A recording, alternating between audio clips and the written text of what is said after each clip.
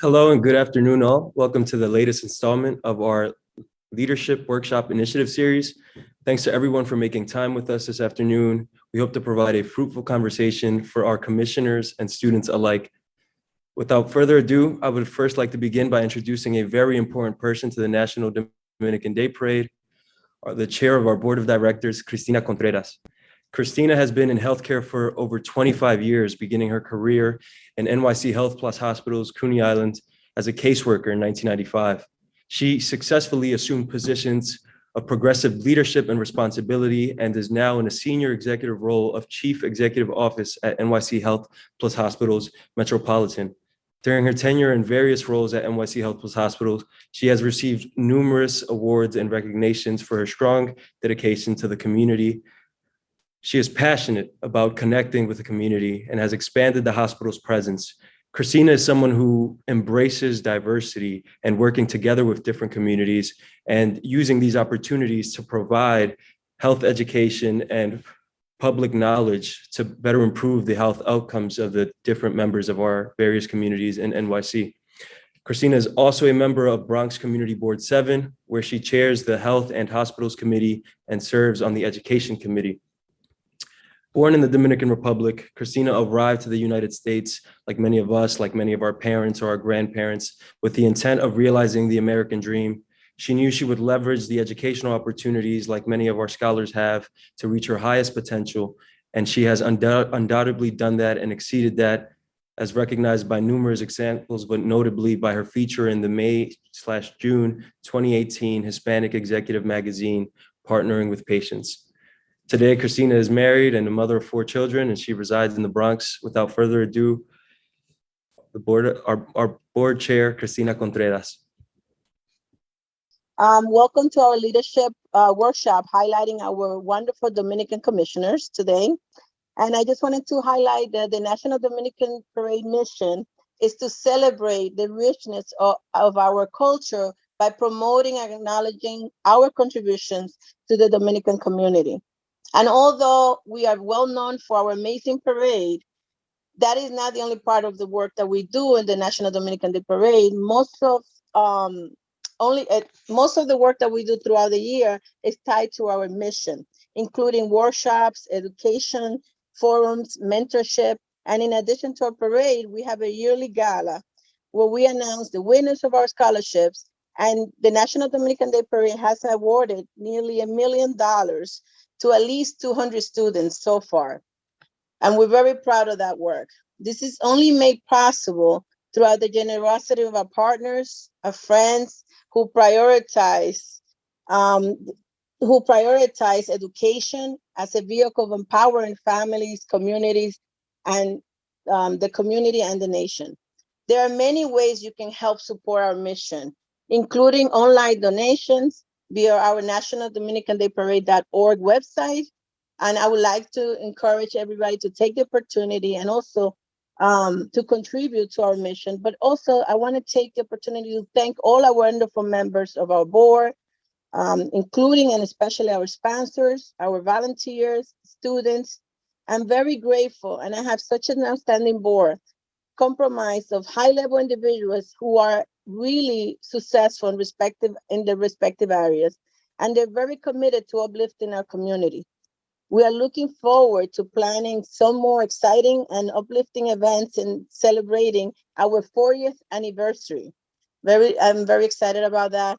And please make sure you check your calendars and our websites and social media, follow us in social media feeds and upcoming months so you can know of the events that we're planning. Definitely now, I want to encourage you to save the date for August 12th and the 14th of the next year for the gala and the respective parade. Today, we have the opportunity to hear from 4 influential leaders, like I mentioned, 4 commissioners of Dominican descent, and they serve as people of New York City in various roles throughout the city. Lisette, Raquel, Aloysee, and Roberto represent various departments throughout the city and truly impact the health, welfare, and rights of millions of residents in New York City. Being a career civil servant myself, I'm proud to know that I have such a strong representation and leadership at some of the city agencies that are pillars in the infrastructure that support our city. I have the honor today of representing, introducing our wonderful moderator, a strong leader in her own right and one of my mentors. And she's the pillar of the National Dominican Day Parade, Maria Curie. Maria is a businesswoman and community leader who emigrated to the United States from her birthplace in Puerto Plata, Dominican Republic, when she was a child. She's a founder and president, licensed and executive director of several companies in the tourism, commercial, and private insurance industry, a tax professional, an advisor on business and policy issues. Ms. Curie is the first Dominican woman and shareholder and elected president of ALTA, American Latin Travel Agents, headquartered in New Jersey and office in numerous states in the United States. ALTA celebrates 52 years in September. Thank you, everyone. Take it away, Maria, please. Well, this is certainly wonderful. Thank you for that introduction to our board chair, Cristina Contreras. We definitely thank you for the wonderful work that you do, for the encouragement that you give each and every one of us, and for uplifting and upholding our scholarship committee and all of our scholars. It is truly a pleasure to have each and every one of you here today. Thank you to our commissioners. It is not easy. They're all very, very busy to be able to take up their time to all join us together. And we will get on with the show. What the format today will be, each of the commissioners will have 15 minutes. I have the privilege of introducing two of them. I will then give them 15 minutes. It will be a free flow, 15 minutes. I will then go ahead and exchange questions with them. We received over 57 questions. So as you can well imagine, our wonderful intern, Joheni, has been hard at work to make sure that we give them the most important questions that we feel today. But certainly we will be making sure that these other questions do not get lost in the shuffle. And you will have an opportunity, we will have an opportunity to send those to each and every one of you. My co-chair, Jose Martinez, wonderful job. Jose Martinez is an incredible young man, and there's going to be a little bit more about who he is as I introduce him later. But right now, it is truly a pleasure for me to introduce to you our commissioner, Heredia Jarmoszuk. I don't know that I got that right, but hey, she's here and it's phenomenal. Our commissioner, Heredia, serves as commissioner and chair of the New York City Taxi and Limousine Commission.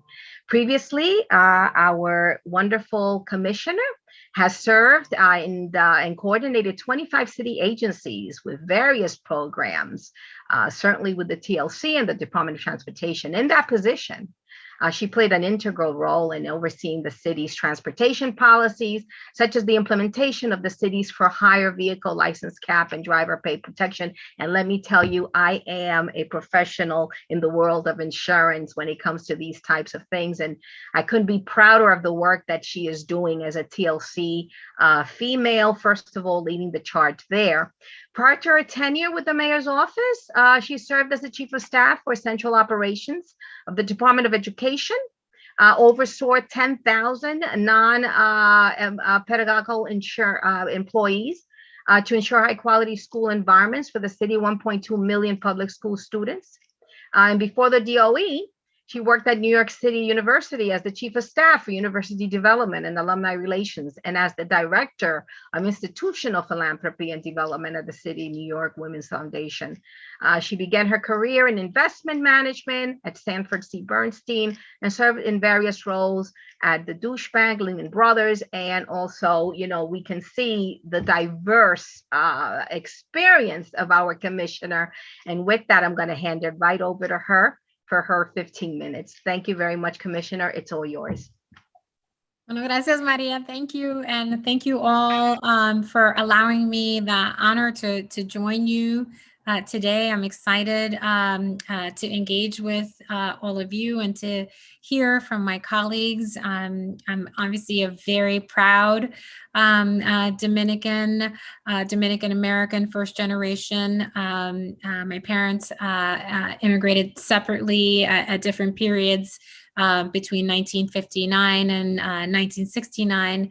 And we have a very tight-knit, close family that is firmly planted in New York City, starting out on the Upper West Side, still in Manhattan, not too far from that area.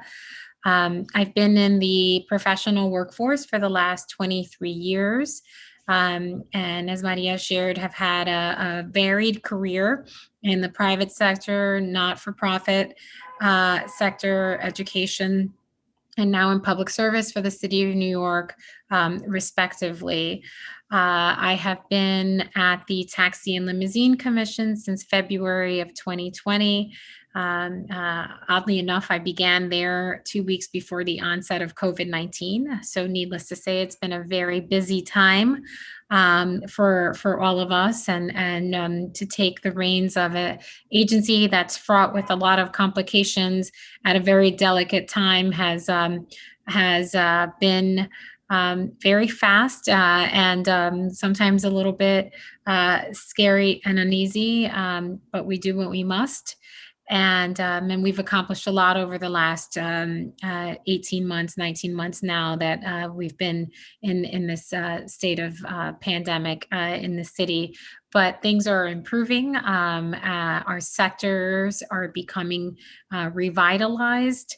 And we're very excited about what the new year and the new administration will bring in terms of our work and for the continued success of the city of New York.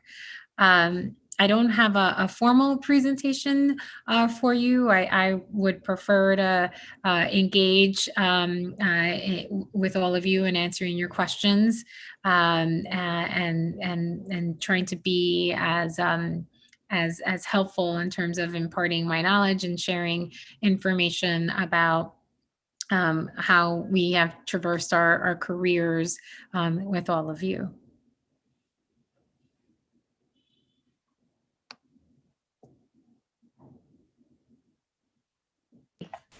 Wonderful. Thank you again, Commissioner. Certainly, we do have a nice exchange of questions that we have for you.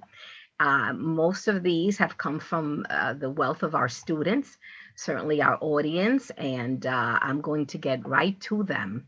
The one specifically for you, obviously, you are a young woman, and some of our students want to know, was it ever in the back of your mind that this is something that you wanted to do, work with a city administration?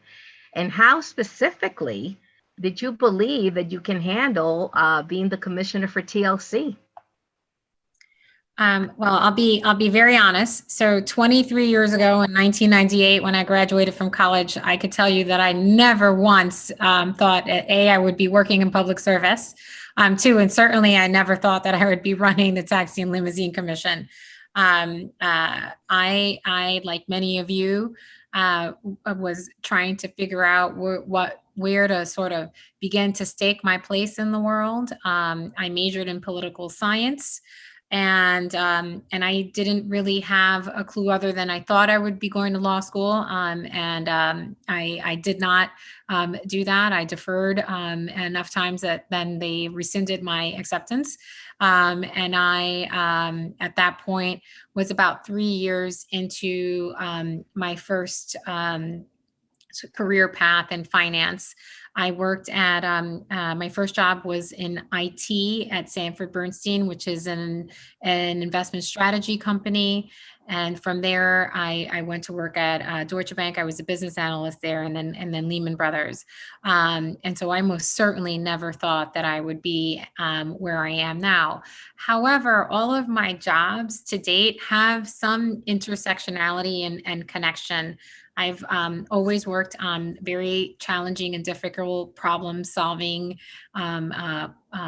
problems and projects.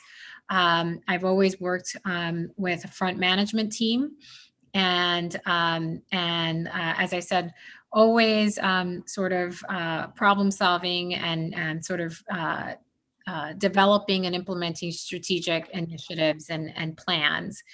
And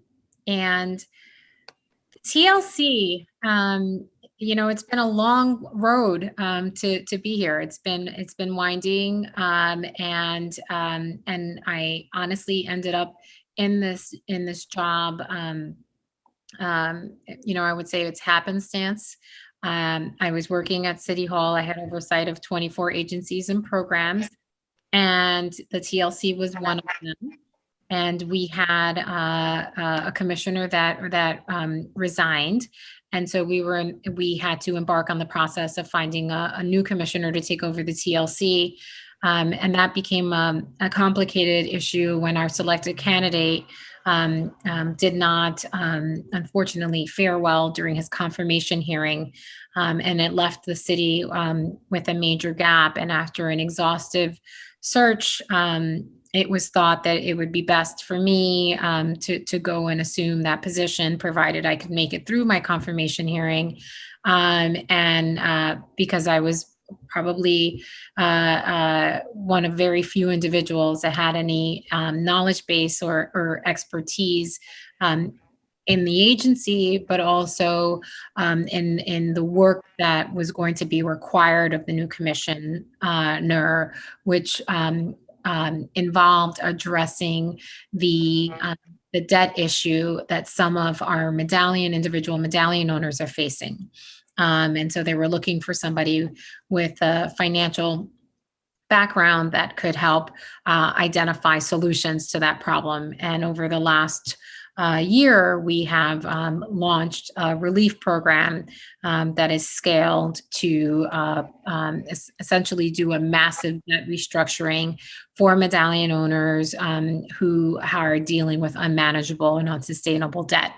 And we are a few months into that process. And if any of you follow the news, you will be aware that it has been very complicated, and not everybody is in love with my plan. But that is life. And part of working in public service is that not everybody is always going to agree with what you're doing, and then it becomes a sort of negotiation and a lot of relationship management until you find common ground. And so I presently find myself in the relationship management and the relationship building, juncture of this work. Well, thank you so much for being so transparent and candid with us, Commissioner. We can only imagine the wealth of things that are on your shoulder. No, the amount of the magnitude of this job, certainly, but we know that you are passionate and you are caring, and so we can see that in your plan and in your work. You are successful in every mean. You're a mother. You are successful in career. What does that look like for you? Are you feeling that you're successful? What are the other scalable ladders that you want to climb? And what are you doing to bring others with you? So I wouldn't define myself as successful. I don't view myself that way. I think that at 45, I have maybe another 45 years where I would have the privilege to make a statement that is so bold as I am a successful person. I guess the jury's sort of out on that. Every day, I just try to do my best, and I try to do so in a manner that I feel is honorable and honest. And respectful, and I just try to be better every day. I'm certainly far from perfect, and I think that showing up every day and giving it your all is I guess a measure of success. But as I said, we'll see in a few years where I am. Maybe I'll feel more comfortable saying something like that. Are young, and there's still much that we will know of you in the future. Tell us about a time that you can remember during your tenure that you actually had to make an unpopular decision, and how did you handle that? You also asked, what have we done to sort of bring people along? And so I think those two things sort of go together. I recognize in all the places and seats that I've occupied that there aren't always plentiful roles that are occupied by women, and B, there have not been plentiful roles that are occupied by people who look like me, that identify as Black, that identify as Latina, that identify as Dominican and female. So it's like a lot of uncommonalities together in some of the industries and sectors that I have worked in. And so I have made a very concerted effort to make sure that I get the opportunity and foster opportunities to work with people of a diverse background. And my team at City Hall was reflective of that. We had all types of Latinos on my team, including female engineers, which I'm always super proud of. Probably because I live vicariously through them, because my father's an engineer and I did not follow in his footsteps. And so really, being grateful for those that have brought us along, but also creating more seats for the next generation of the workforce is really important.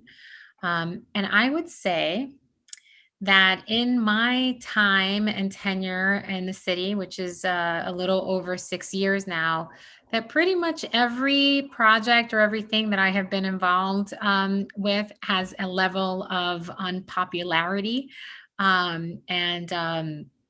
Sometimes my son will joke with me that no one in New York City likes me.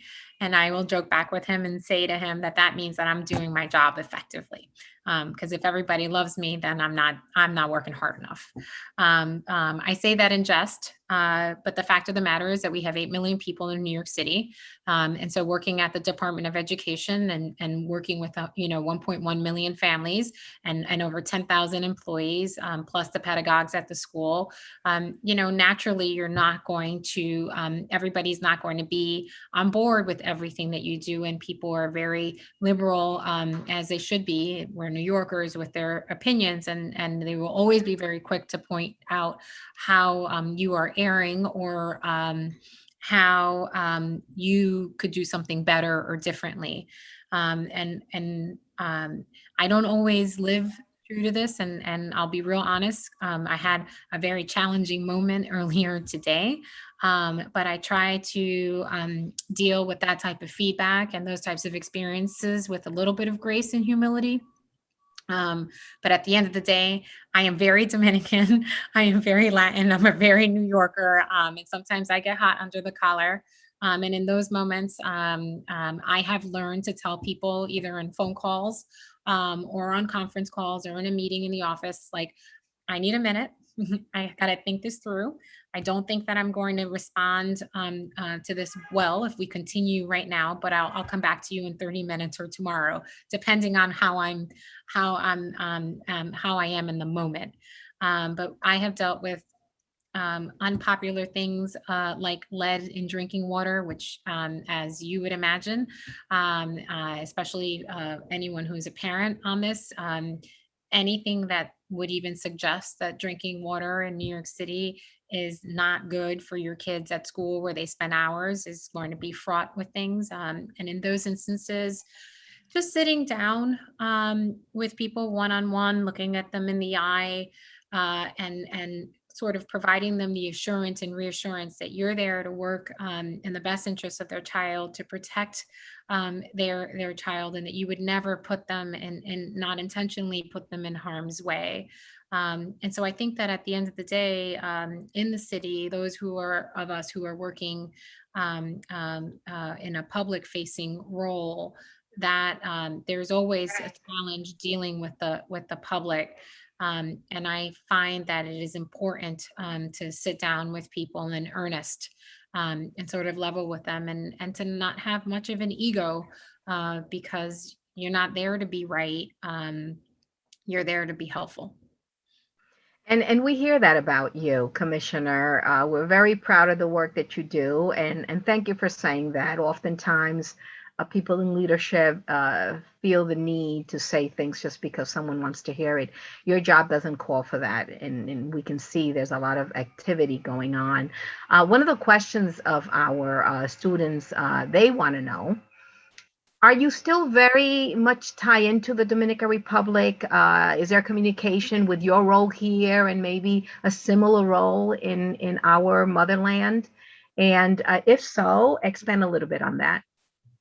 Sure. I am very tied to my family that remains in the Dominican Republic. I have most of my family from my mother's side, my maternal side, has never emigrated to the United States. They live there, they live well, and so that is sort of the connection to the homeland there. My parents are newly retired and are snowbirds, and so I will find myself spending a fair amount of time traveling back and forth if I want to see my parents, which I do, because we're super close. So I would say that over the last few years, especially given the pandemic, there's been less of a connection, but we're going to be changing that in the near future. As I understand it, we'll be celebrating all of our future Christmases there. So we have adjustments in the Heredia household to make. That's wonderful. There's some very specific questions. Destiny, one of our students, wants to know, how can the NatDDP scholars make a change or help to lead their Dominican community, in your words? I think that you have to study hard, graduate well, and make sure that not you can't do this yourself, but collectively we have to ensure that we are present in all industries, in all sectors, that we bring the best of who we are to all the industries. And for any of you who are in undergrad, I would strongly suggest that as you are graduating, that you take all your graduate entrance exams and have that in your back pocket, because it's not going to end for you with an undergraduate degree. You're going to have to do more. You need to have the expertise, because that's your golden ticket for advancement, and that is your golden ticket to be able to open the door for others. You want to have a very good and springy platform from which to jump, and so you need some pedigree and accreditation for that. Certainly, that will make it a lot easier. Absolutely. Oscar, another one of our top scholars, he wants to know, how does it feel to have to bear the weight of representing such a big and important community in the city? And I think he's saying more like you, like a Dominican, not necessarily as the TLC commissioner. And does it make you proud to do the great work you do because you are Dominican? Oh, absolutely. It makes I'm incredibly proud, and maybe take my job even more seriously, because I feel like if I don't represent us well, then I'm letting down a whole community. And I certainly never want to embarrass my parents. Even at 45, that actually matters to me. It's sometimes it's a lot to sort of carry.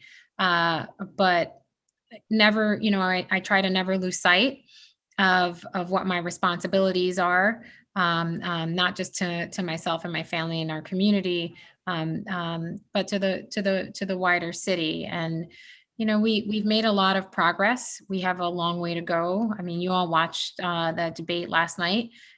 So we have a lot of negativity and a lot of prejudices that we still have to combat, even though our families have all been in this country since earlier in the last century, and so we have to continue to be united and continue to do our best. And honestly, I am so excited for the future generations, because each generation is better, and so maybe one day one of you will be hiring me for a job, because you will be in charge. That's phenomenal. And what has been the most difficult aspect of your role in life in general, TLC, motherhood, student, what has been the most difficult, or what you perceive to have been the most difficult aspect of your role? I think balancing and being present or fully present in each facet of my life, at least at this point, is very complicated. Sometimes I feel like I'm only doing things, half there, not 100%. So I'm like not 100% parenting when I'm with my son, not 100% at work when I'm dealing with, COVID exposure at my kids' school. And so I think that balance is hard, but even harder, if I can be really honest, is saying no, and prioritizing myself, and taking time. Like I have hardly been on vacation since I've been working for the city for the last 6 years, and sort of just prioritizing myself and some of my needs ahead of work and my family is very complicated and not something that I'm good at. So I just sort of overextend myself a lot. Commissioner, it's been such a pleasure to have this conversation with you. You've been open, candid, transparent with all of us. I'm sure that the audience is elated. There is a question on our chat room. We don't have time for that, but certainly we will look at the question and get it to you, and we will respond to the panel, to the audience with their answers. Thank you so much, Commissioner, for sharing your expertise, your humanity, your womanhood, your Dominicanidad. It truly makes us proud to have you as the leader of one of the most important agencies in the city of New York. And I'm sure that not only the work that you do here, but I think throughout the world and throughout the United States, people look at what you do, and that's important. And so again, thank you very much. So we continue now, and I have the pleasure to introduce to everyone a wonderful community chair. I know him from the onset. Roberto is known to just about all of us, and I'm sure he doesn't mind me calling him Roberto, but he is Commissioner Perez, who makes a big difference as the commissioner for the Community Affairs Unit of the Mayor's Office. But Roberto has a long history of just being community minded. He was appointed to the Commissioner of Mayor's Community Affairs Unit, not only because of his work and his experience, decades of work and experience, but his deep connection throughout the city of New York. He supports New York City's vaccine for all. He has hit the communities to help them deepen the bonds of the police and the neighborhoods. Of course, that's a big job. He's returning, when he returned to the CAU, where he served as deputy commissioner, it was just his lead now. He became the commissioner so that he can then sort of implement some of the ideas that he had when he was the deputy commissioner. He's a native New Yorker, has lived in Queens almost 40 years. Gives you more or less idea of where he's at as well in terms of his age.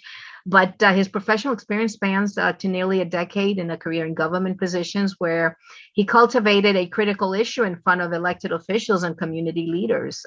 So he brings to the CAU broad knowledge of the social and political issues impacting the different communities throughout New York City today more than ever. It seems that our commissioners, they're facing challenges that no other commissioners have really faced, in my humble opinion.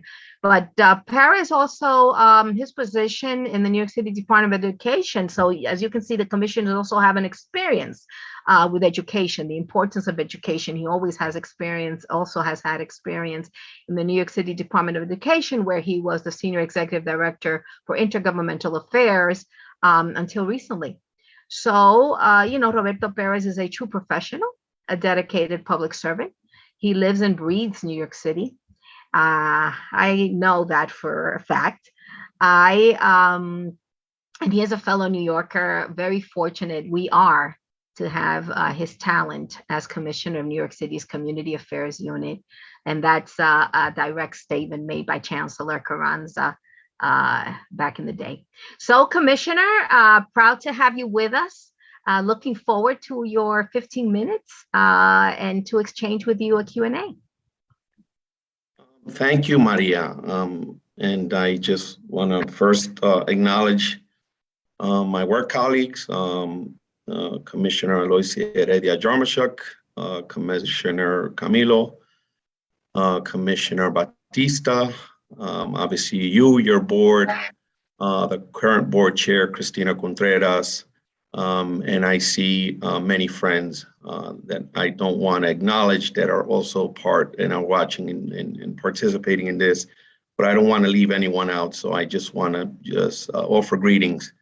And obviously I want to thank our mayor, current mayor, Bill de Blasio, right? Because if it wasn't for him, we wouldn't be at least in the positions that we're in. So we have to acknowledge that and thank our current mayor. So in my current role, I sort of consider myself like the head of the octopus, where, I'm in City Hall, but yet I work with in all of the city agencies in some way, shape, or form to sort of coordinate responses to different needs in the communities, constituent services, and other things that come my way. Just to give you a little bit about the information or about the structure of my office, in addition to having borough directors in the different boroughs and the 5 boroughs throughout the city, in some cases 2, like Brooklyn, Queens, and the Bronx, and Manhattan. I also have liaisons to different communities, whether it be the Jewish community, the Muslim community, the AAPI community, the LGBTQ community, and in my unit also lives the Center for Faith and Community Partnerships. So we deal a lot with different clergy leaders throughout the city. And I also have the Office of Animal Welfare in the Community Assistance Unit. So we touch that as well throughout the city. And just to give you a little background, I predate this administration with this mayor because I worked in then the public advocate's office, because our current mayor, prior to being mayor, he was the public advocate.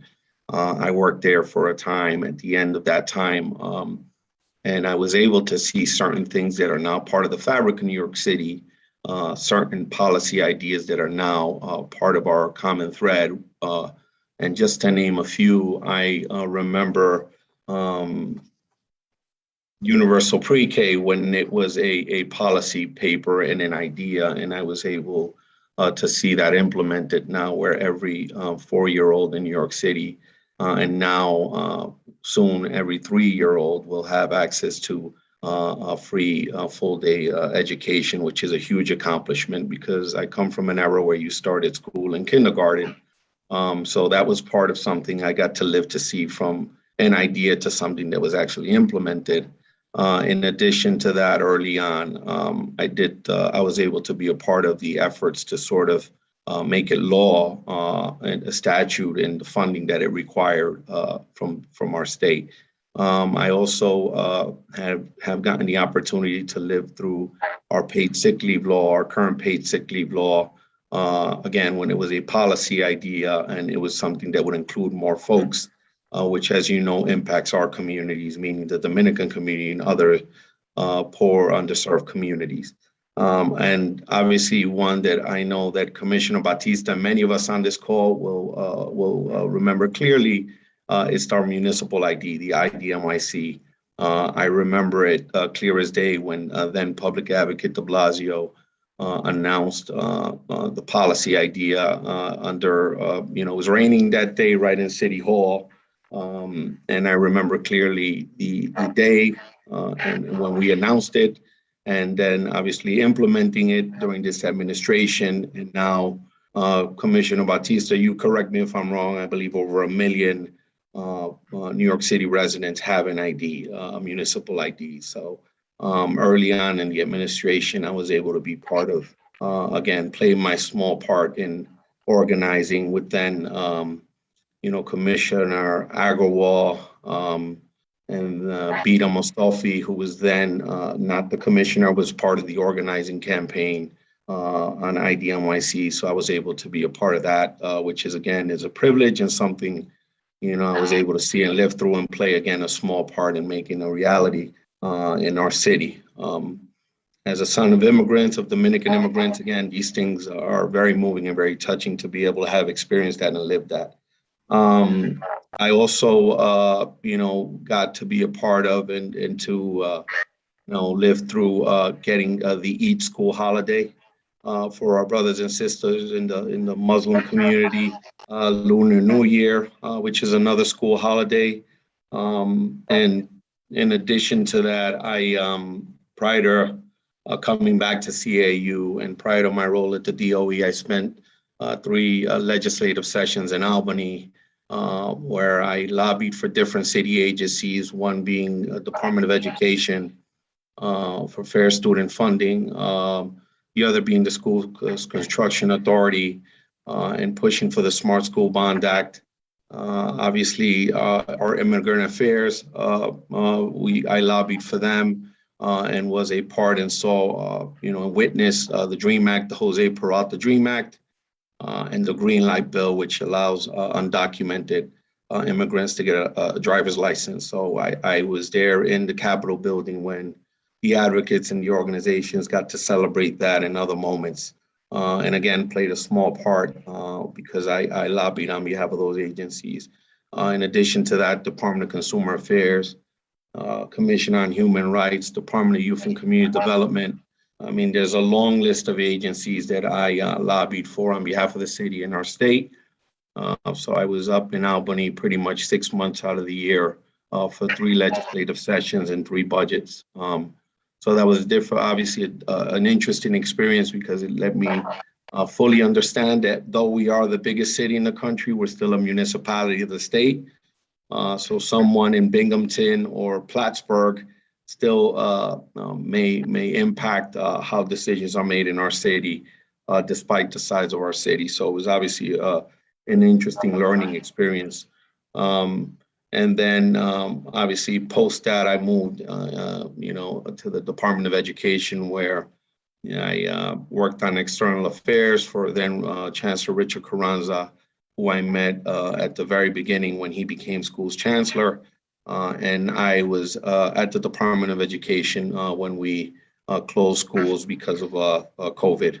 And, obviously interesting time, getting children devices. Everyone on this call is very aware, or if you're not, you should be, that a lot of this, a huge percentage of the student body in the New York City public education system is the Dominican descent. So obviously, I understand the importance of the Department of Education. Other thing, the fact that most people don't know is after the armed forces, the New York City Department of Education feeds the most people in the country. So it wasn't just the fact that we shut down schools, but a lot of families and parents rely on those meals that are served, and then we sort of moved to feeding folks in schools as well. So those were tough days, but long days, but also rewarding, where I felt, again, I in a small way, I was able to serve my city and work towards the betterment of our city to move the ball along. I mean, I can go on and on and on about the different things. And obviously from a community perspective, I lived through the activity and during the unfortunate death of Eric Gardner. Was early on in the administration. I was in community affairs, so I lived through that experience. And then in my role now, I was on the streets in the community the day that the verdict on the George Floyd case landed. So thousands of people in the street. So in this capacity, it's also it's not just a community thing. It's also responding to the recent tragedy in Haiti with the hurricane and coordinating efforts to support our brothers and sisters there, whether it be St. Vincent's and the Grenadines that experienced a volcano, and working with groups and organizations to help. I work very closely with Commissioner Batista I also work very closely with Commissioner Camilo and Commissioner Heredia Jarmoszuk. So we are family. Not only do we share, obviously, that we are of Dominican descent, but we're also very close work colleagues as well. And we share that common bond in addition to my other colleagues in the administration. But I think I've gone on enough. And obviously we work. Last thing, I have someone assigned to what we have in our city, a vaccine command center. That's another person I have on my team that works closely on making sure folks are getting vaccinated, and there is vaccine equity. Thank God we're at a better place in terms of where we are as a city. But I was able to work with the Latino Bar and Restaurant Association and other groups to make sure our folks understands the importance of getting vaccinated, and again, forming those partnerships to get us where we need to be so we can be where we were pre-pandemic. But with that, I'll turn it back over to you, Maria. I don't want to go on and offer the folks on the Zoom meeting the opportunity to talk to me before I jump to the next thing. Thank you so much, Commissioner Perez, for your insight, for letting us into your world as a commissioner, what you do out there. Again, we're very proud of the work that you do. We know the work that you do and how open your office is and transparent. You are representing. Can I say one more thing, Maria? Absolutely. Just for the folks on this call. I don't know if Angela's still on, but I was also with some on this call. I see Lilian Perez. I don't know if she's still on, but we work very closely with a lot of the members still on this board to form this current board. So I'm proud of the work you all have done in terms of scholarships, in terms of gala, because I was in the very first meeting with the restructuring. So kudos to you all and the work that you're doing. I just wanted to mention that, and with that, I'll shut up.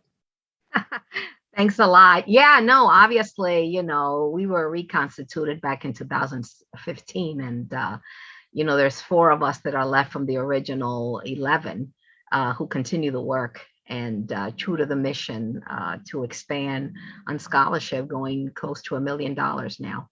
It's hard work, but we believe it's what we need to do to mentor, to uplift, to help along those that need to come after us. But there's some wonderful questions for you, Commissioner, straight from the various students and the panelists and others on the call. One of them from Aloysee, she wants tips. Your suggestion, what would you give someone who is interested in activism work or in a smaller scale, such as a college campus? What can they do to sort of, be there and show their activism work? What are your tips? Obviously, I would start, if you're on a college campus, you should be involved in the different clubs and the elections. Remember, colleges have a budget. Colleges also, have needs. And you can partner with the faculty and the administration. I know that for a fact, because I also lobbied for CUNY that they take students up to Albany to show the elected officials what they do, with the importance of that particular school. And I think that's a way to start. If you're in college, get involved in your college. There is an external person. Find out someone that does external relations in every city university or in every college. Take it from me. So there is an opportunity to get involved at the college level. Also, think about joining your community board. That's a way to understand the local grassroots politics in your neighborhood, whether it's a pothole or a tree removal or parks, a park that needs repairs. Start there. The old expression, charity begins at home. So you should know who your local elected official is. You should know who your community board chair is and your district manager is, and bring issues to them and get involved with your civics. You can get involved with your precinct council. But I would start with understanding the different branches of government and the different verticals, whether it be a city elected, a state elected, a federal elected, and just figuring out what they do. But there are many different ways to do it, from your local college campus to your community board. But please, we need you all to get involved. And again, Maria, you know my contact. Please share it openly. And Absolutely. tomorrow, I would say, I'm going to plug something. We have a resource fair in CUNY University at John Jay Community College. If you go to the CAU Twitter feed, it's on there. So if you're a young student, you know, you're going to see all the commissioners. Many of the commissioners on this call will be there live. So it's an opportunity to mix and mingle with them and figure out what their agency's doing. There may be an opportunity right then and there to get involved with the city of New York. So please make your way over to John Jay Community College tomorrow. The information is on our Twitter feed, and it's around. Maria, I can share it with you. You can Well, why don't you just share it right there on the chat? You can have your chief of staff. That'd be great. Okay, I will do that. I will do that. Absolutely. Yeah. There's literally something happening tomorrow where every commissioner, every city agency will be at John Jay College, giving out information and resources on what the different agencies do. So that's right there. You can start right there and learn a lot about our government and how it works. Wonderful. That's great. Thank you for inviting the students and everyone present to participate in that. Jennifer, one of our scholarship recipients, who's very involved, by the way, she's going to be a star, as most of our students are, wants to know, what is the biggest thing that is badly affecting Dominicans in New York at the moment, and what are some of the solutions that they are working to make it better for them right now? And I guess, you know, by extension, we know that we're a big group as Dominicans, but obviously you represent everyone in the city of New York. Mm-hmm.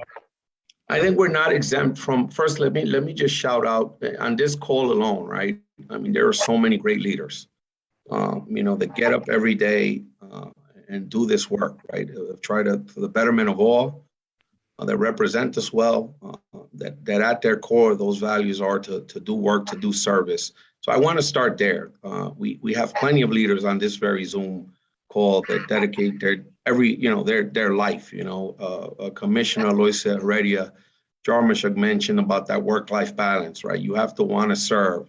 It has to be embedded in you to do this type of work. But I would just say, I think we share the same problems as poverty, obviously, with the closing of schools, right? Learning loss and things that we are working diligently to address. And obviously learning loss means to education, and we know that education is the bridge to most and not all opportunity. But we are no different. You know, there's still some, not all. We as Latinos, and I include Dominicans in that group because we are. And Latinx have done a great job when you look at the numbers in terms of vaccination, but we need to do more, right? Because we know the more folks are vaccinated, the quicker we come back to normal. We're almost there, right? But we always need to do more. But what I would say is we are no different than other groups, but the light at the end of the tunnel is, again, we have exemplary leadership. We have a member of Congress now, right? Adriano. We have a lot of representation at the state level, at the city level, in the city agencies, throughout. We're everywhere. We're everywhere. So I think what gives me hope every day when I get up and do this work is the thought that I have, people from my community that dedicated to serve. But long way of saying we are no different than any group. But when you look at even a place like the police department, the huge number of Dominicans that are part of the police force now, when you look at the student body of the Department of Education, we are everywhere and we're thriving and we're making gains. But again, everyone on this call has a responsibility to mentor people, to show them a way and show them a path. So that's the answer, or at least my best guess. No, it's wonderful. And one of the things I've always known about you, Commissioner Perez, is your ability to reach out and just, be open to whomever wants to have conversations with you, which is phenomenal. I mean, even for you to participate here, it was a very easy process for us to have you confirm, as was all of our commissioners, by the way. Let me make sure that that's clear. And yes, we have an abundance of participants on this wonderful leadership workshop. And I thank each and every one of them. There is an impressive group of people that are participating along with our students. There's a question from Patty, who wants to know, what are some resources you can share that have helped you along the way? Books, podcasts, how you engage in social media, that kind of thing. I must say that there's one book that I would recommend. It's a very, very, very long read, but it definitely it had a huge impact on my life, and that was The Power Broker, based on the life of Robert Moses. It sort of touches on how things happen.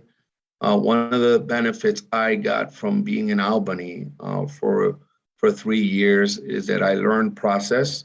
I understand how bills happen, how they don't happen.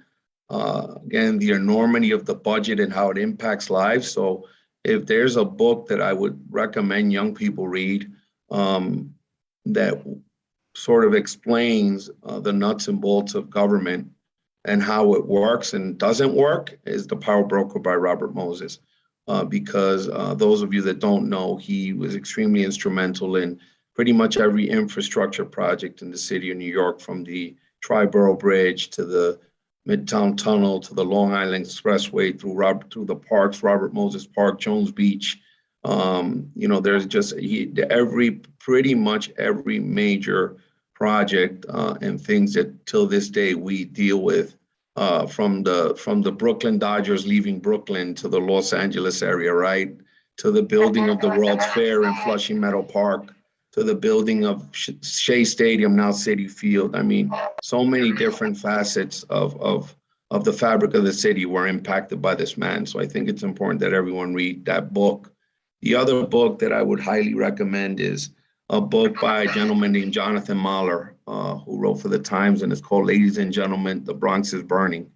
And it takes place in New York City, 77, and it talks about the different things happening, from arson in the Bronx to the election for mayor between Ed Koch and then Mario Cuomo, to the tax base leaving the city.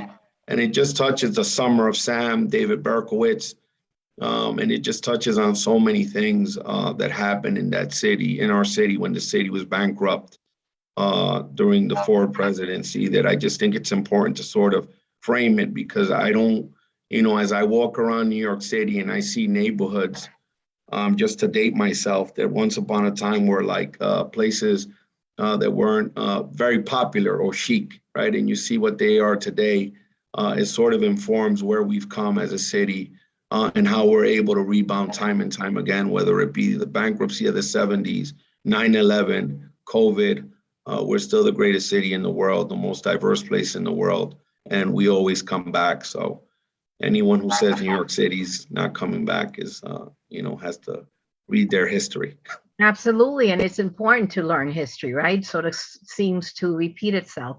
You're a very humble person, Commissioner Perez. I know that of you. You don't necessarily want to be stand out, receive accolades. You do the work, and that's phenomenal. I'm going to leave you with one last question, even though our time is up, because I think it's an important one that was just posted on the chat room. Can you give in a minute or less than a minute, what is the difference in your opinion between jobs by appointment or jobs that are civil service in public service? What is the difference is obviously an exam, right? In most cases, there is an exam that's required for most civil service positions, as opposed to an appointment, where obviously your principal, in my case, the mayor of New York City, appointed me to this position. But I think the core thing that I would just emphasize to those folks, just delineating the difference as I see it, right? Which is one is an exam, one is an appointment. There's also a level of job security between a civil service and an appointment. In some cases where, right, you're part of the agency and the permanency of city government, unless barring other things, which I don't know all of the details to, so I don't want to misspeak. But I would just say all of this is tied to service, right? That is the core message. Whether you are a civil servant, I think there has to be a level of commitment, you know, and what you want to do, and that it fits your values and fits where you want to go in life. And I think that's what we all have in common when you serve city government, whether you're a civil servant or an appointment. I think you have it in you where you've dedicated yourself to the betterment of New York City. So that's what that's how I interpret the difference. But again, the underlying value is I've chosen, in my case, and most of my colleagues that are civil servants, to say, you know, we want to serve this great city and make it better and leave it better for others. Thank you so much, Commissioner, for your time, for your insight, for the information that you have shared. I'm certainly, I know that for a fact that these students will, and everyone here on this leadership workshop will walk away understanding a little bit more about you and what you do at CAU. It is now my privilege and pleasure to introduce to you my co-chair. Jose Martinez, at the beginning of the leadership workshop, introduced our chair, Cristina Contreras. He is right now a legal analyst for Goldman Sachs in Dallas, Texas. Just graduated in 2021 from Harvard College with an AB degree in economics. I can tell you Jose has impressed all of us at the NatDDP. It is my pleasure to introduce to you my co-chair, Jose, who will continue this wonderful leadership workshop in introducing our next two commissioners. With that, Jose, I leave it with you. Thank you, Maria. And before I introduce our next great guest, I just want to thank you for that wonderful introduction. I think it's important to realize that, you know, I am who I am today. A lot to do with what my involvement with NatDDP, with your mentorship, with the mentorship of the other board members. And it's something that when I'm 80 years around and I'm celebrating the 100 and something anniversary of the parade, I'll definitely remember and be able to recall all of your names and all that you've done for me so far. So thank you for that. And it's my great pleasure and honor to introduce our next speaker, Commissioner Raquel Batista, excuse me, no you in there. And as Commissioner of the Mayor's Office of Immigrant Affairs, Raquel Batista leads the agency's efforts to make New York City a more just and accessible place for immigrant families. As the city recovers from the pandemic, Commissioner Batista is advocating for a New York City that goes beyond the status quo to even further integrate and empower immigrants to reach their fullest potential, helping shape a more equitable pandemic recovery, which we desperately need right now. And throughout her career, Commissioner Batista has been a strong advocate for immigrant New Yorkers and an educator working to advocate for inclusive immigration law. And prior to her current role, Commissioner Batista had fellowships and professor roles at many of the colleges our students represent, including CUNY Law School, Manhattan College, and John Jay College of Criminal Justice. Without further ado, it's my great honor again to introduce our next great speaker, Commissioner Batista. The floor is yours. Hello, everyone. So first of all, I've just been like just clapping here by myself in my house as I'm listening to all of my fellow colleagues speak about their work and their experiences. You know, I just really want to thank the board of the National Dominican Day Parade for creating this space for us to come together. Actually, Maria Curie, who I have known for really most of my life, called me on a Friday or Saturday evening to talk about inviting me to come and speak. And we were sharing how there are so many Dominicans at the commissioner level, and that it would be great to bring all of us together to really, you know, celebrate how far we have come, all the tremendous work that my colleagues do in the city. It really is incredible, impressive, humbling, to be able to be a part of this administration with Mayor de Blasio, and doing all of this incredible work. Of all of the commissioners, I'm the one who is the newest. I was appointed in June of this year. And, but it doesn't mean that, there has been nothing to do. There's so much to do, so many issues happening at every moment, every day. And really, I just dived into doing this work. And it really has been really incredible. I think that, one of the things that I would want to advise, especially the students that are on this call, I mean, the fact that you're here, right, is already a testament to your leadership now and your leadership in the future. And, that you're taking an interest in, getting to know us, getting to know what's happening within our communities, and how you will be able to, contribute as well. Just a little bit, about me and my trajectory in terms of getting to this moment. My family came from the Dominican Republic in 1960. Actually, the first person to arrive was my grandmother, my abuela Pulula, who was a Cocola from Samaná. And she spoke English. She was fully bilingual, and she was actually a nanny for a family in Queens. And so then 2 years later, 1962, she brought my mother. And my mother actually arrived when she was 12 years old. So my mother actually went to public schools here in New York City. She made she went through high school. She got her degree in cosmetology and spent, the rest of her life up until a few years ago when she retired working as a hairstylist. And that's actually, my mother actually knows Maria Curie because they used to actually work right across the street from one another. Maria had her travel agency on Broadway and 230 3rd Street over by the IHOP. And my mom worked in a hair salon right across the street. And really, I mean, that's how deeply, connected, we are, right? I feel like I'm very connected to so many people here on this call, to Maria and to so many of you, doing work throughout the years. And so then, and my father then came because, he met my mom. My mom was on vacation in the Dominican Republic when she was 15.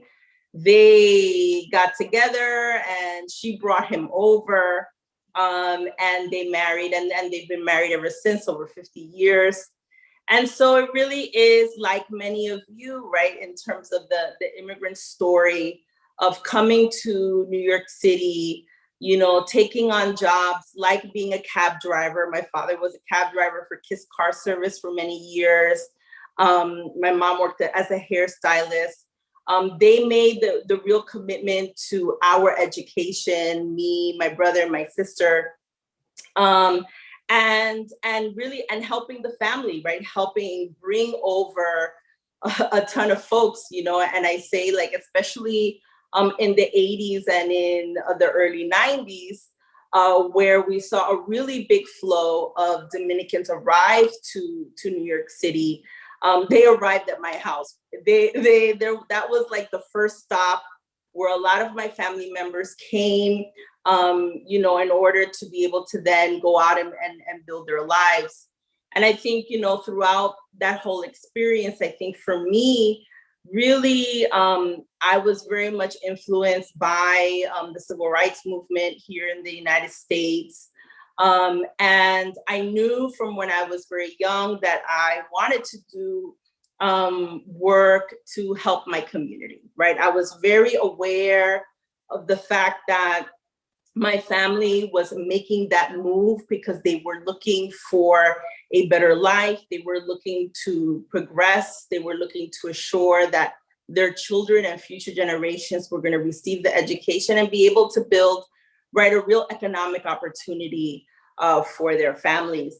And that was very much instilled in me from very young. And, when I went to college, I attended Manhattan College, which Maria Curie is also an alum of Manhattan. I majored in government and in sociology, and I was very involved on campus. I was involved in what was called then, which would not be a very popular name now. It was the Minority Student Union, MSU, that's what they called it. It has since evolved and changed its name. But we would always organize like Latino-centered activities and really, pushing forward, not only for the culture, but just also really talking about the issues that were impacting us and our families, right? And when I graduated from Manhattan, I knew that I wanted to get work experience, right? So I wasn't one of those people that graduated and then, went straight into a graduate program or to law school. I really wanted to work, and I really wanted, to get to know like what exactly I wanted to focus my time and my energy on. And I actually found my first job in a newspaper, right? So this is before all the computers and the social media and all of these things, right? I found my job in the Village Voice. And it was to be a community organizer with the Northwest Bronx Community Encouragement Coalition. And I was a tenant organizer for about 2 years. And I worked in neighborhoods here in the Bronx. I still live in the Bronx.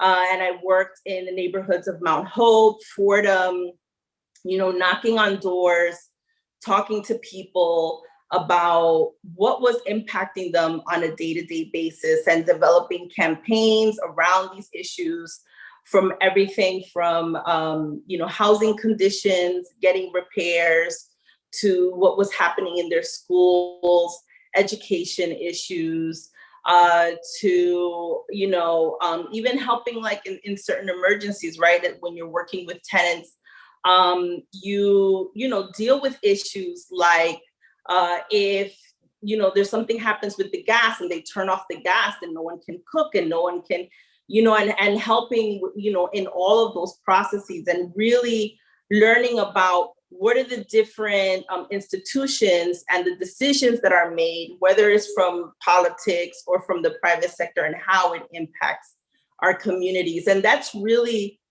where I got my base in terms of really, learning about power and how it impacts our communities and how decisions get made. And one of the things I just want to say also that's also interesting when I took that job as a community organizer, it was very unlikely as a Dominican, as a Latina, as a woman to even have that job. A lot of the organizers were actually, white or rural. They would come from other states, take on these jobs, mostly because, they didn't pay really good money. It wasn't like you were like gonna go into, the corporate sector. But I think the thing that was really valuable in that particular experience that I had is that I really learned about how our communities work. I really learned a lot about leadership and leadership development. And I just learned about things that you're not going to necessarily learn out of a textbook. It's something that was really a lived experience, and an experience that does become very valuable as I continued moving through my career. And so I have seen, you see a lot of these folks who do this kind of work really, elevate, right? And I think that us as Dominicans and as Latinos, and especially since so many of us love politics and love, being involved, how it's important to really, take advantage of those sorts of experiences where maybe you're not necessarily getting paid what you want to get paid at that moment, but that it will really give you the experience you need to then do the next big thing that you really want to do. And after I was an organizer, I did a number of different things. And I eventually decided to go to law school, and I went to CUNY Law School, which was the most wonderful experience ever. And I really, truly want to encourage folks, especially if you want to go into public service. CUNY Law School has a specific focus around public service. Many of its clinics are geared towards people who are interested into going into public service. And also, you know, the other reality, right? You know, when you go into public service, it's not necessarily about the monetary gain, right? We're here to serve. And so CUNY Law School also gives you that opportunity of going to an affordable and a wonderful city law school. So, you know, that's just something, you know, that I want people to keep in mind. I think sometimes, you know, as a student, you know, you really want to strive, and I'm not hating on my Ivy Leaguers on this call. I think it's really great, but, you know, but there are a lot of different options, you know, to be able to get to where you want to get to, but also to live the life that you want. You know, I know many of us have talked about the issue of creating a work-life balance, and, you know, how do we achieve those things? And I think that's something, you know, that we all need, that, you know, especially now in your lives, you can think about, right? How are you going to create that in terms of, you know, how you're going to be earning in your future, and then what decisions you make in terms of where you go to school and loans and, you know, all of those things. So, you know, I just want to put CUNY Law School out there. And, you know, after CUNY Law School and during, so actually right before I went to CUNY Law School, I had the most wonderful opportunity to work at what is now called Latino Justice. Then it was the Puerto Rican Legal Defense Fund, and got to do really great work around census and voting rights and redistricting. And there also, that was a really great opportunity for me to be able to really, one, you know, meet so many interesting people around the United States, because I actually got to do that work in the Northeast, in the Virgin Islands, in Puerto Rico, and to really get a sense of, you know, the issues that were impacting Latinos throughout the US, right? Not only New York City. And that really gave me more of a national perspective. And really got to know about this issue. It's a perennial issue. It's an issue that these issues we are dealing with right now, right? We just went through the 2020 census. We are now going through redistricting. Voting is always an issue, right? Next week, we have our next election happening. And so, you know, those are things that are always happening. And I was very lucky to be able to learn from people who were deeply experienced and deeply involved on these issues, such as Juan Cartagena, who just retired from Latino Justice as its general counsel and president. I was able to learn from people like Angelo Falcón, who passed away several years ago, but headed up an organization, the National Latino Policy Institute, and who also, you know, heavily influenced my colleague also here, Roberto Perez.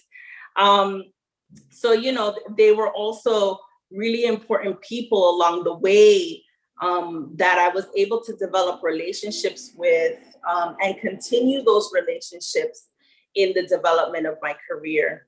And then, you know, and then right before I got appointed as commissioner, you know, that's also like a longer story.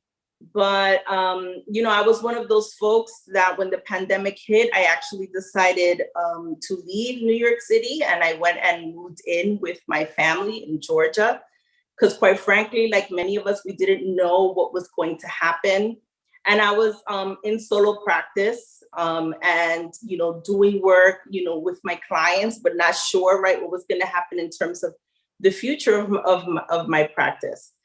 And while I was in Georgia, you know, I decided to do certain things that really just came naturally to me, but I think that also really helped me get to this particular moment where I am right now. And that is two things.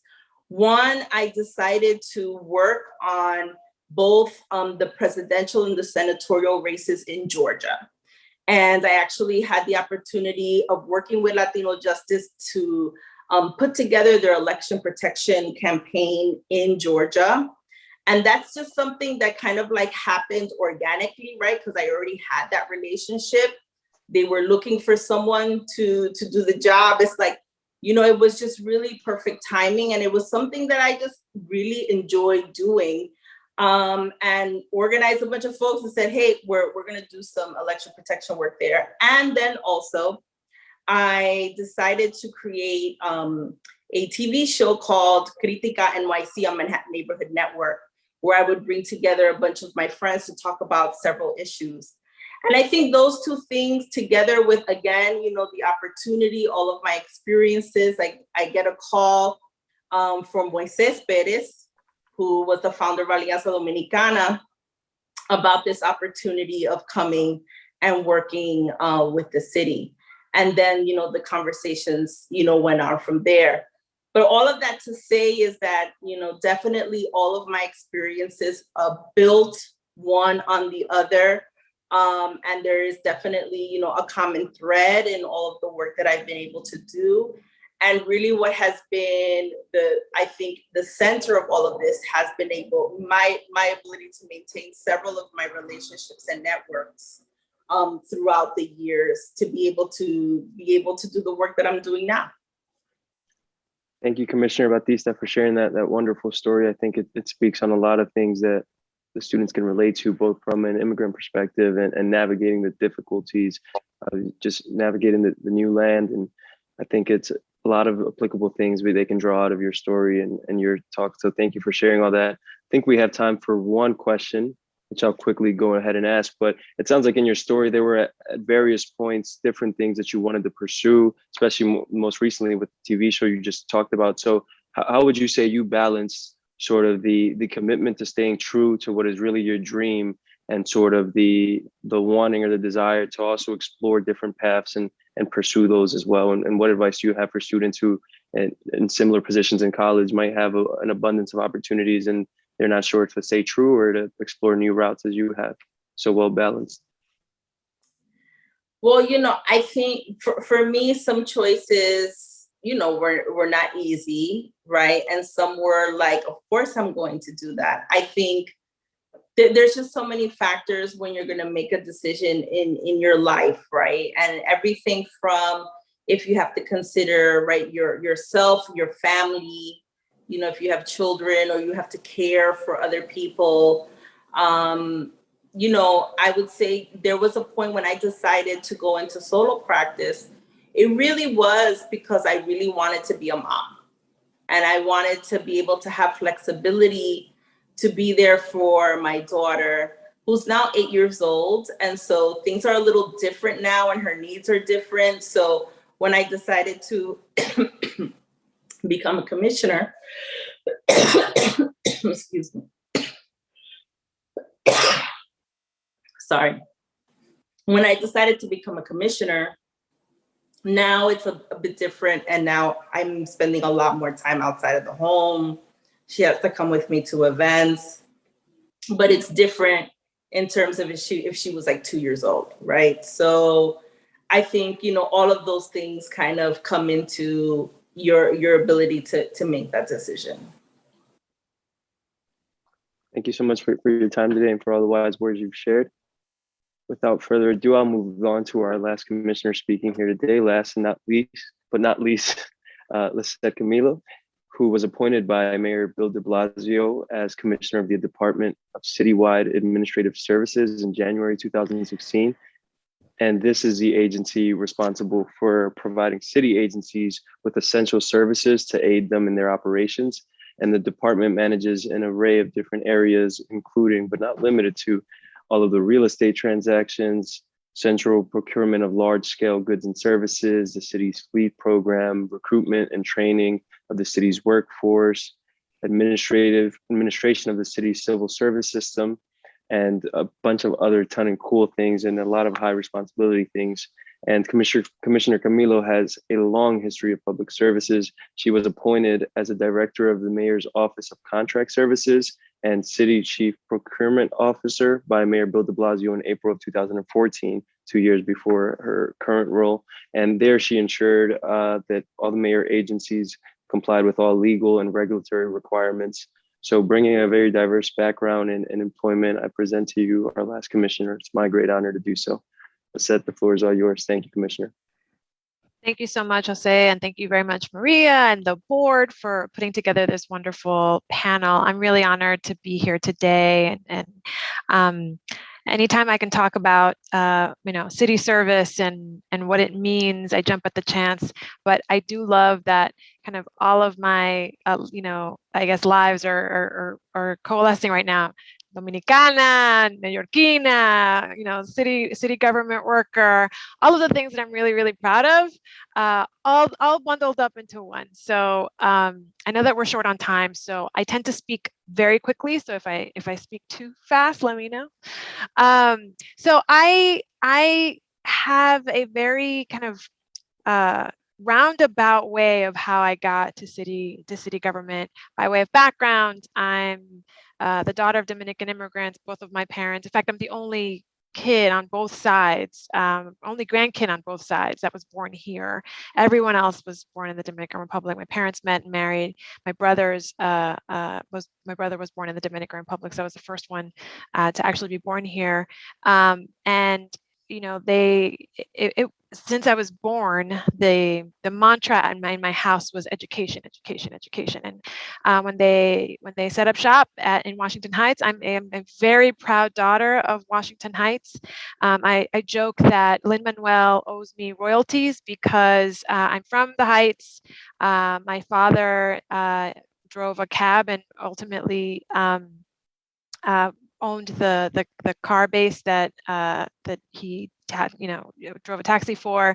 And if you've seen In the Heights, one of the characters has some of the similarities to my background. So anyway, I had no idea what I wanted to be when I grew up. I went from being pre-med to an econ major to all these things. Finally, I landed on political science, decided to go to law school because I didn't know what else I was going to do. And I wanted to go corporate, make a lot of money, buy my mom a house, and then, figure out something that I wanted to do thereafter. And then I got to law school and I took corporate law, and I was like, whoa, if I have to do this for 80 hours a week, I'm going to be a very unhappy person. So I had to figure something else out quickly, which I did. And I after doing some internships, I realized that I liked workplace law. I worked for my first job out of law school was local 100, the Unite Here Local 100, which represented corporate cafeteria workers. I did that for a little bit, but I didn't think that that was it for me for the long haul. Got a little bored, even though I loved my clients. I did immigration law, mostly family reunification, did that for 2.5 years, really loved my clients, but again, didn't think that that was going to be the long haul for me. And a friend of mine said, hey, they're hiring at the city council. You should apply for a job there. And I did, kind of blindly. And when I interviewed, there were 3, this was to work under the speaker. And if you know the city council legislature, they're organized by committees, and there were 3 committees that were looking for lawyers: contracts, civil rights, and immigration. And I thought I was pretty certain that I was going to get the immigration offer. And when they called to offer me the position, they didn't offer immigration, they offered me contracts. And I thought, well, that makes no sense. I had just been practicing immigration law. But I took a leap of faith because I was kind of open to new things. I had no idea what procurement was, which is what ultimately that committee oversaw. And I went in there and I really, really thought it was interesting and really, kind of gravitated towards it. And I built up my technical expertise in procurement, even though I worked on a number of issues and a number of committees while I was there. and under the previous administration moved from the legislature to the executive at the Mayor's Office of Contract Services. I was a lawyer under the Bloomberg administration for that office, doing minority women-owned business, program administration, and a bunch of other things. Fast forward to the de Blasio administration, where he appointed me to ultimately run that office first. I was the director and the chief procurement officer for the city. And then in 2016, I was appointed to run the Department of Citywide Administrative Services. And if we were in an auditorium, I would ask folks to raise their hands if they've ever heard of DCAS, and most people haven't, which is actually quite normal, because our service is really provided mostly for all of the other city agencies, and so I think that's why we're not as visible as, let's say, the NYPD or sanitation. So we provide all of the back office functions for 50 mayoral agencies. I like my elevator pitches. We provide people, places, and things for the city to run its business. ACS should really focus on protecting children. They don't need to figure out how to buy toilet paper, right? We do that. So across the board, once I got in here, I really frankly began uncovering and learning about just how the city government functions and all of the little things that have to happen in order for you, the public, to get the services that you need. And I like to say that you can't throw a rock outside without hitting something that DCAS doesn't touch. So the garbage trucks we buy, if you go to jury duty, those are our buildings. We maintain and clean those buildings. So our custodians are the ones that are making sure the floors are clean. If something breaks, our shops, our tradesmen and women are the ones that are fixing it.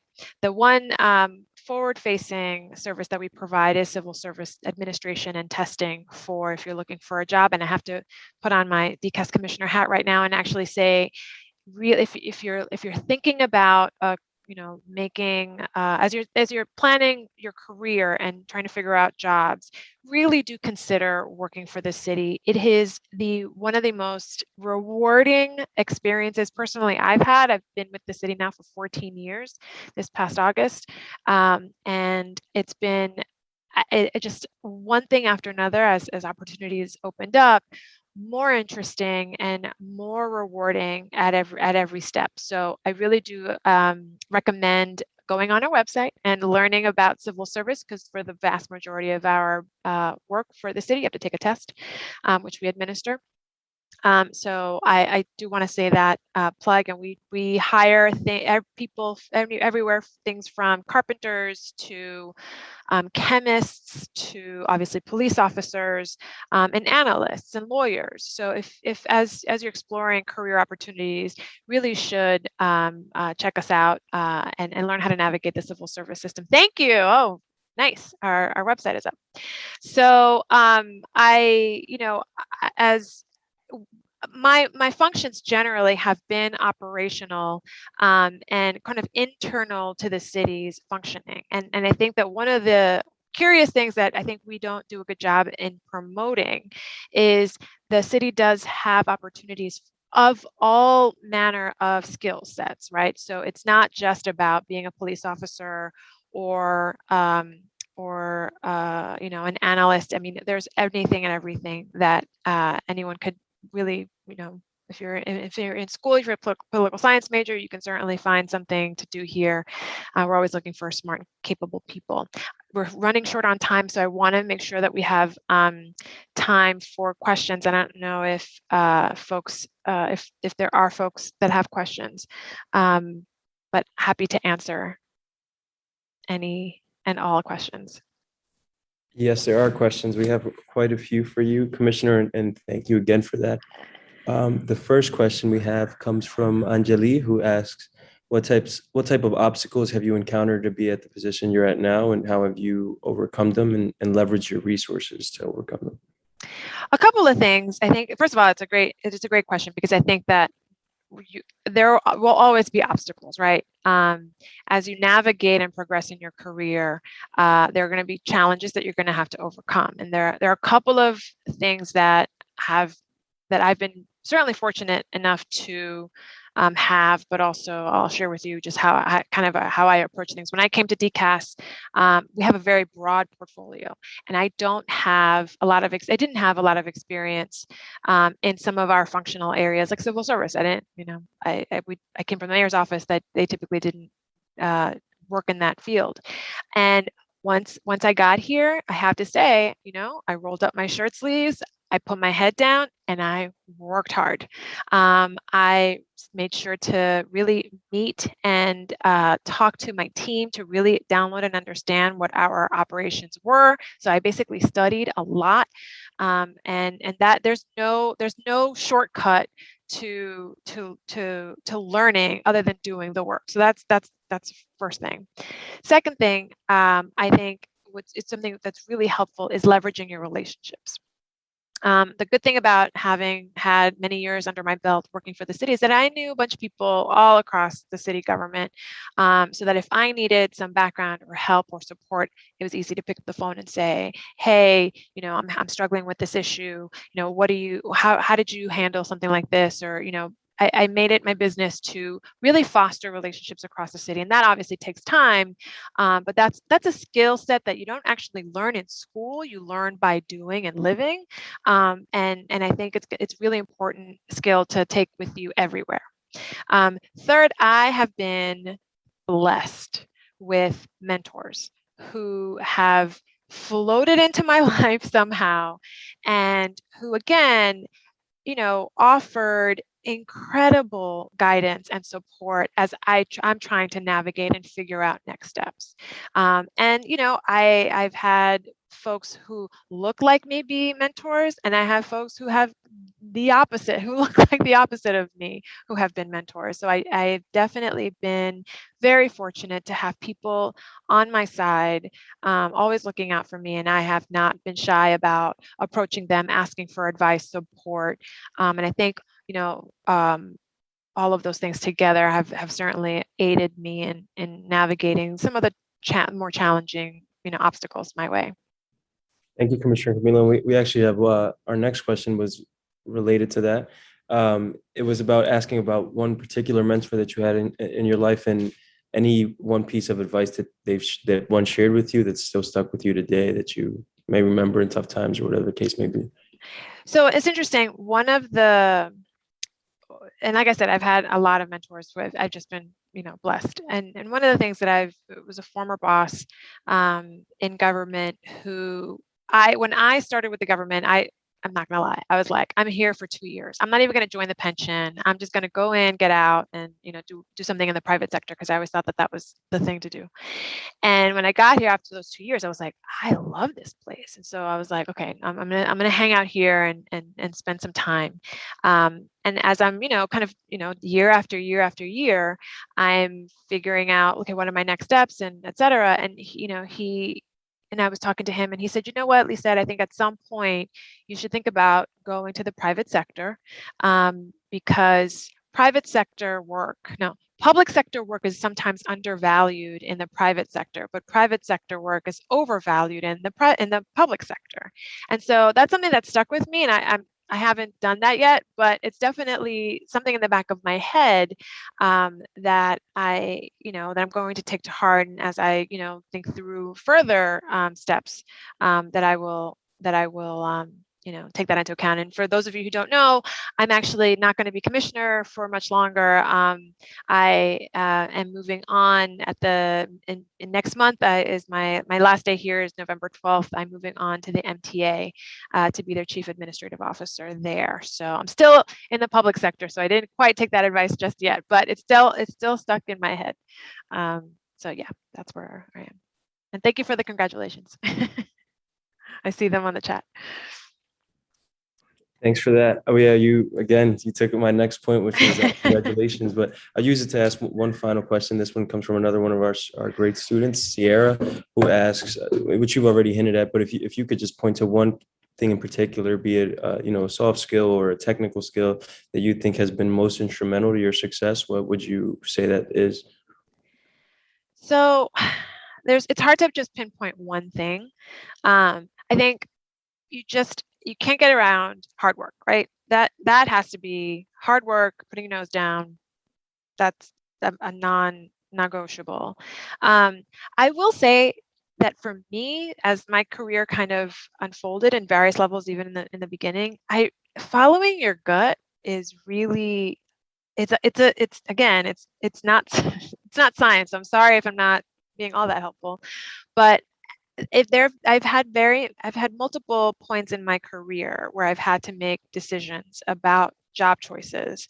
And in the past, I have made decisions that while on the face of it, probably didn't make sense. Like, for example, many, many years ago, I was choosing between two offers. One was more money, and the other one was just more interesting. And I went with the more interesting work.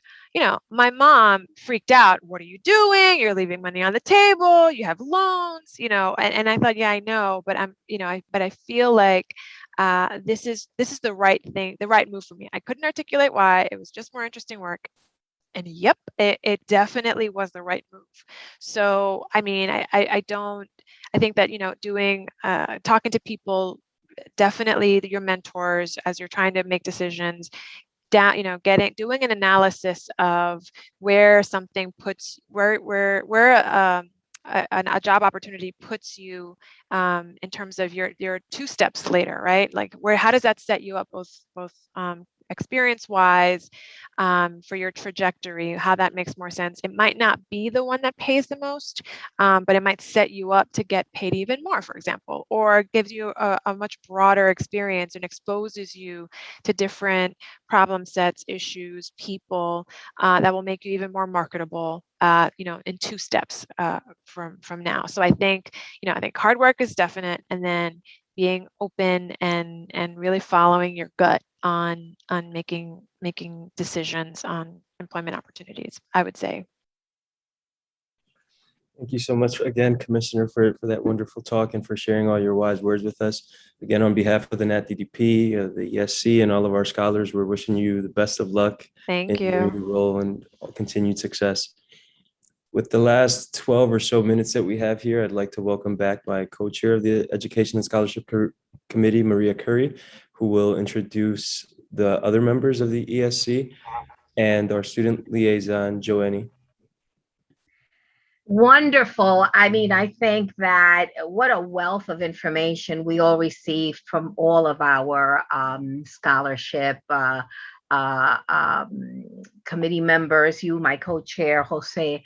I'm a little lost because I'm not sure whether I can see myself. I think I can. I think you can. But again, I want to thank all the commissioners for staying here, for their wonderful presentation, for sharing more than anything else from their heart, exactly what they do and how they feel and everything else. We have many, many questions that we didn't get to, but we promised many of the individuals that sent us their questions that we will pose it to our commissioners, and then they will have an opportunity to respond best way they can, and we will get it through to everyone here.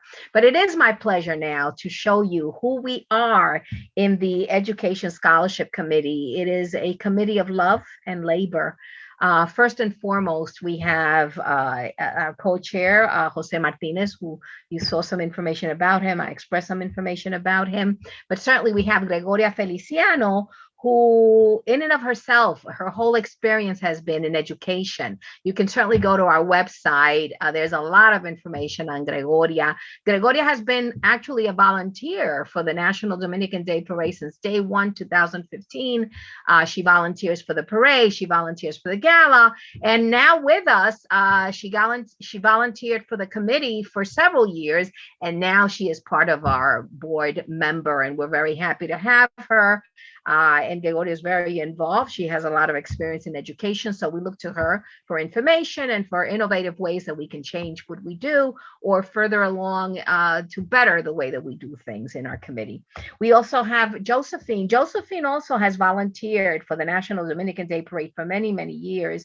And I am very happy to say a little bit about Josephine and everything that she has meant to us and everything that she has done for us. I mean, she's very much involved with the students.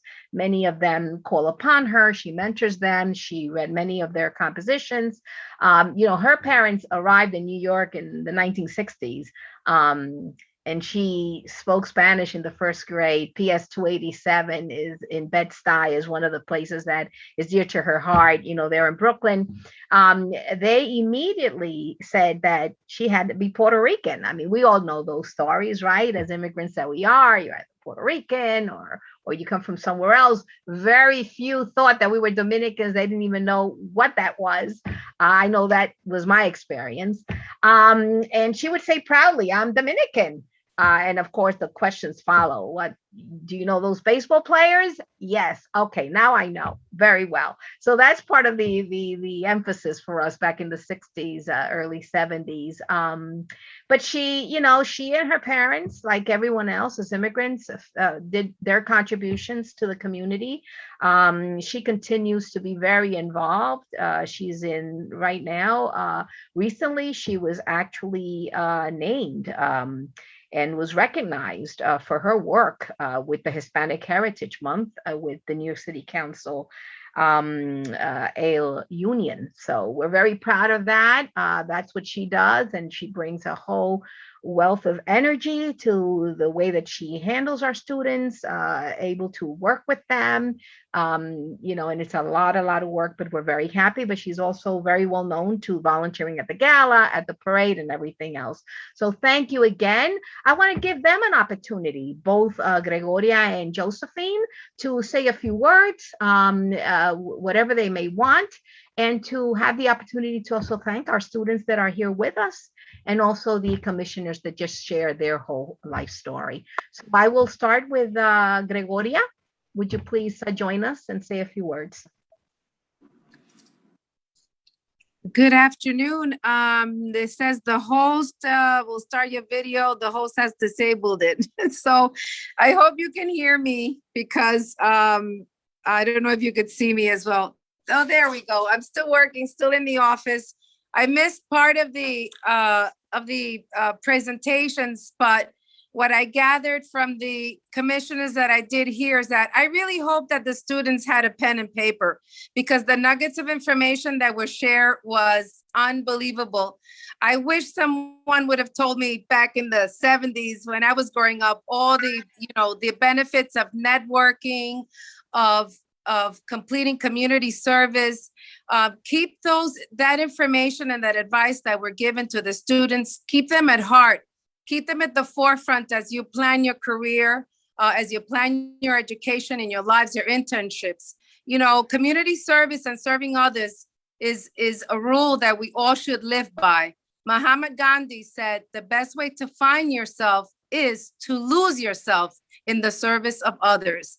Heed that advice and take it to heart, and do for your community as the National Dominican Day Parade does for theirs. We take pride in distributing scholarships and putting together these forums. My hats off to Maria and Jose, who worked really hard on organizing this. I'm very proud and honored to be part of such a wonderful board and committee. Congratulations again, and thank you, commissioners, for your time.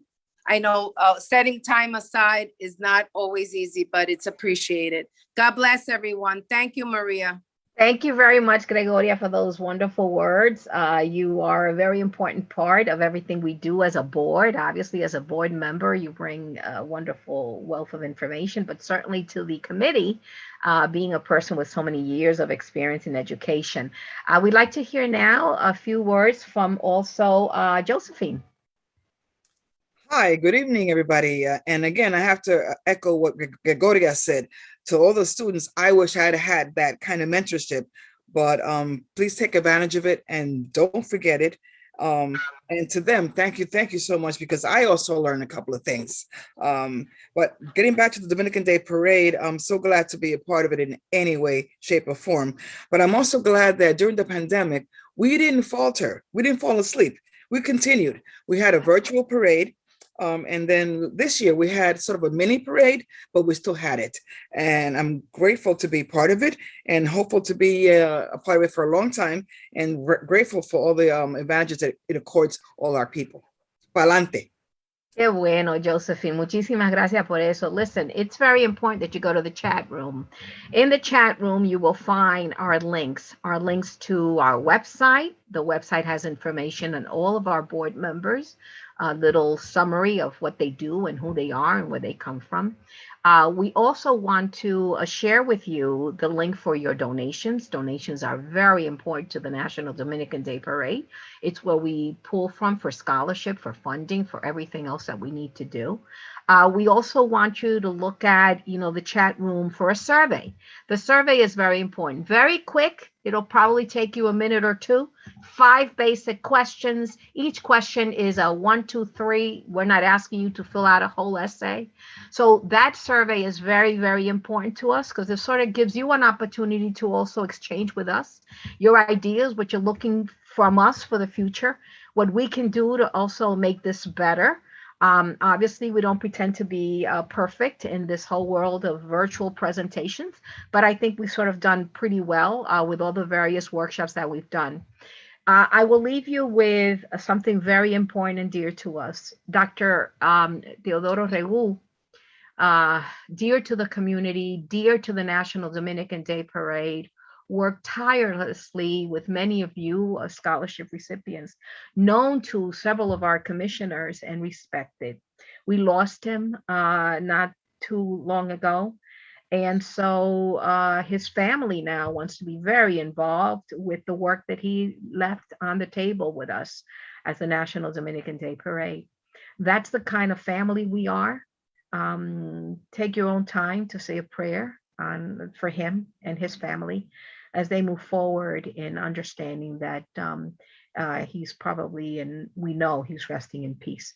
So with that, thank you to the committee. Thank you to the co-chair. Appreciate Marcelo, our producer, all of our wonderful commissioners. Maybe we can all turn our cameras on as we bid everyone adieu and appreciate your input. Hopefully this won't be the last, and we'll continue to do these things as we move forward in the future. Thank you again. Looking forward to having you all in our next presentation. Have a good night. Many blessings, and have a great Thanksgiving. I don't think we're doing something before Thanksgiving. And Halloween, that's what we have. Thank you. Maria, we have the survey attached in the chat. I saw that if folks. Yes, that's perfect. Please make sure that you look at it. It should be at the end. It's a quick survey, 5 questions, very basic. You click on your answer. It won't be difficult at all. We have wonderful individuals that are participating here, as mentioned by our commissioners. They noticed the names. These are all high level individuals in our community with very important positions across the board in the private and in the public sector. But the information, just as Gregoria said, that was shared today, it was simple, but at the same time important. It gave you a different look at what our commissioners do and who they are and how important their job is out there in our agencies. And we as Dominicans, how proud we are of everything they've done. Thank you very much again. Good night.